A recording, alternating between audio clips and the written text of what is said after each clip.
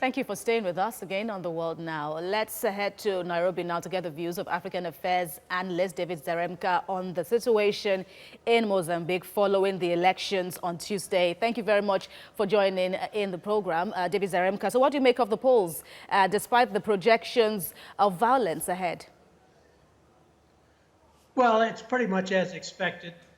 Turnout is quite low. Frelimo is probably going to win handily. There's a lot of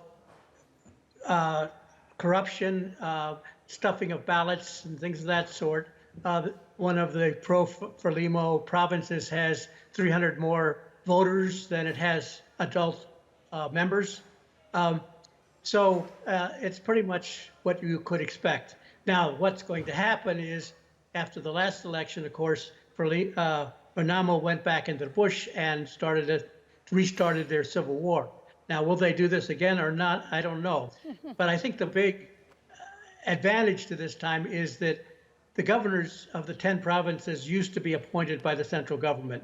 Now they're going to be voted on by the people. In each province, there are candidates that people are voting for.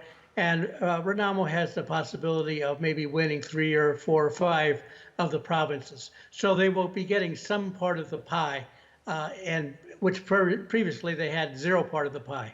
So you believe that this peace deal now or the polls would largely determine the provisions of the peace deal between both former foes?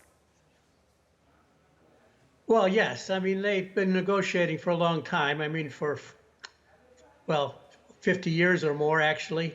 And so, you know, this is just another step on the road, and how it's going to turn out, I don't quite know. It's possible that the result will be very violent, but it's also possible that Renamo will decide that getting a little piece of the pie is better than nothing, and they'll work from there and hope that the next election they can do better.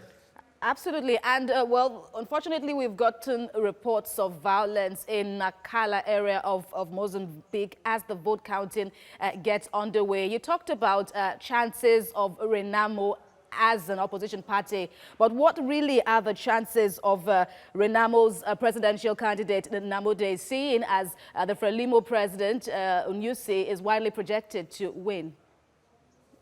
Yes, he's going to win. I mean, Mobutu, when he was in Zaire and Kenneth Kaunda lost his election in Zambia, said, how can you be the governing body and lose an election on your own party?